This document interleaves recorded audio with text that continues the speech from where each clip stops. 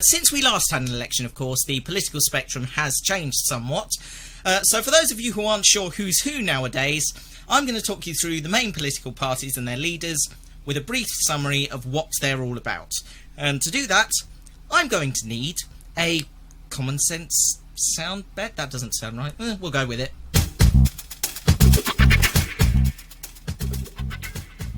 Now, first up in our run-through of the different parties, we have the Conservatives, led by Theresa May, who is the current Prime Minister. They are the evil party. For the last 2 years, the Conservative government has pretty much been allowed to do whatever the hell they like. This includes sweeping cuts to disability benefits, excluding people under the age of 25 from the national living wage of £7.20, and slashing the budget for legal aid by £320 million, all while giving their mates in the city huge tax breaks. The Conservatives also like murdering wildlife, with Andrea Leadsom giving DEFRA the go-ahead to cull 10,000 plus badgers last autumn, despite actual scientific evidence showing that this has no effect on presenting TB in cattle, and Theresa May announcing during the election campaign that she wanted to lift the ban on fox hunting. Because apparently prancing around on the back of a horse in a pantomime costume and watching small mammals get torn into pieces by a pack of malnourished hounds is a perfect way for rich snobs to relax and unwind after a long week at work, while the plebs have to make do with watching Doctor Who or Strictly Come Dancing. Basically, if you're not rich, the Conservatives hate you. There's no punchline here. They're awful. Manifesto pledges include strong and stable leadership, increasing NHS spending by a minimum of £8 billion over the next 5 years, strong and stable leadership, this one crops up a lot, scrapping winter fuel payments to better off pensioners, strong and stable leadership, an extra £4 billion on schools in England by the year 2020, and finally, all together now, strong and stable leadership. Moving on. Next up we have Jeremy Corbyn, the leader of the opposition, otherwise known as the Labour Party. The party you'd probably quite like if they'd just sort themselves out. At the moment, Labour is the equivalent of that family on your street where the dad seems alright and always says hello, but the kids are really annoying and they throw stones at cars when they think no one can see them. Jeremy Corbyn is, well, he's just really, really nice. The problem with that is that no one else in the Labour Party actually likes him, because he's trying to take them out of their comfort zone of being diet Tory and back to where they used to be before Tony Blair came along. The media doesn't like Jeremy very much either, because they've spent a long time telling us that nuclear weapons, privatising the NHS and exploiting minimum wage workers are good things, and they'll be damned if some upstart politician with a beard is going to start telling us all otherwise. Basically, it boils down to this. Is Jeremy Corbyn a good person? Well, that's pretty subjective, but in my opinion, mostly yes. Is he Prime Minister material?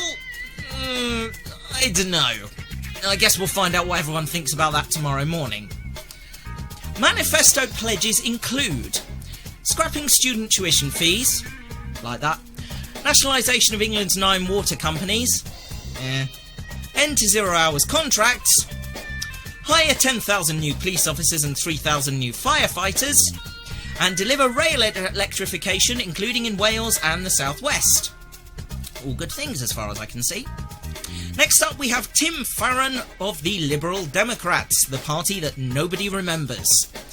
I'm sure they did something at some point. I think Emily Caroline Edwards' uncle was their leader for a bit or something. There was something about student tuition fees. I can't remember. Manifesto pledges include a second EU referendum on the Brexit deal, banning the sale of diesel cars and small vans in the UK by 2025, reinstating university maintenance grants for the poorest students, an increased maximum sentence for animal cruelty from 6 months to 5 years, and a ban on caged hens. Big fan of that one. Take over the running of Southern Rail and go via Thameslink. Up next, we have Paul Nuttall and UKIP, the irrelevant party. In June last year, 52% of the nation voted for Brexit, presumably thinking they were choosing the name of a new brand of cereal. And even then I'm surprised that Brexy McBrexface didn't win. What they were actually voting for was whether or not the UK would be leaving the EU. With that over and done with, UKIP doesn't really have a purpose anymore, except to stand around looking smug and claiming that they're the only reason Britain will now be free from the oppression of having to measure vegetables using the metric system. So, yay UKIP, I guess? Manifesto pledges include introducing a one-in, one-out immigration system and set a target to reduce net migration to 0 over a 5-year period. To introduce a ban on the wearing of the dehumanising burqa and full face coverings in public places, partially on the grounds that they prevent intake of essential vitamin D from sunlight. Really, Paul? Really? This is really feeble, even for you guys. Also, scrapping tuition fees for science, technology, engineering, mathematics and medicine students. Repealing the 2008 Climate Change Act and withdrawing from the Paris Climate Change Agreement. Are you guys just getting all your policies from Trump now? June 23rd to be named Independence Day and made a bank holiday. Government must not pay a Brexit divorce bill. And finally, they're going to restore the blue British passport. Personally quite like the red one. Up next, we've got Caroline Lucas and Jonathan Bartley of the Green Party of England and Wales, the party that does things differently. Not satisfied with having one mediocre leader, they've decided to have two. After all, it worked for the coalition between the Conservatives and the Liberal Democrats. Oh yeah, that's what they were doing! Anyway, the Green Party is quite popular in Brighton. Presumably Brighton has a really good recycling scheme, unlike Milton Keynes. Manifesto pledges include a campaign for your right to vote on the final terms of the Brexit deal, including an option to stay in the EU. A push for genuinely affordable warm homes for everyone and a public health system that's free for all. Fighting for equality and for a society where nobody is left behind. Always acting strongly on climate change and protect the natural world we love. And finally, they will stand up for what matters. I've got to be honest, guys, this is all a bit vague. Anyway. Up next, we have Nicola Sturgeon and the Scottish National Party.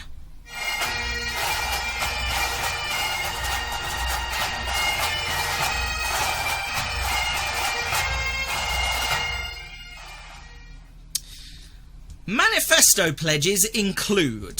Many years from now, would you be willing to trade all the days from this day to that for one chance, just one chance, to come back here and tell our enemies that they may take our lives, but they'll never take our freedom!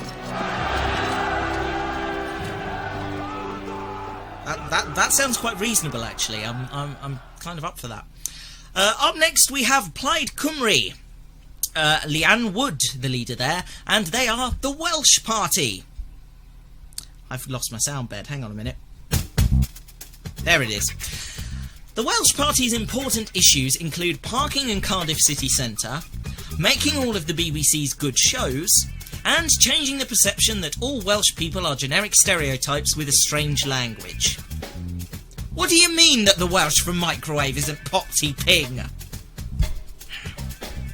Manifesto pledges include: defend our nation by protecting our country's economy, identity and our assembly from a conservative power grab. Defend our economy by demanding that every single penny we lose from Europe is replaced by Westminster. Defend our people by funding new Welsh hospitals, railways, roads, schools and affordable homes with our multi-billion-pound investment programme. Basically lots of stuff about protecting Wales from the English, who are totally coming to get them. Interesting. Finally, we have the Dalek Supreme and the Dalek Party. Oh no, not this vote Dalek nonsense again. Manifesto pledges include the obliteration of all other life forms. Still less controversial than UKIP.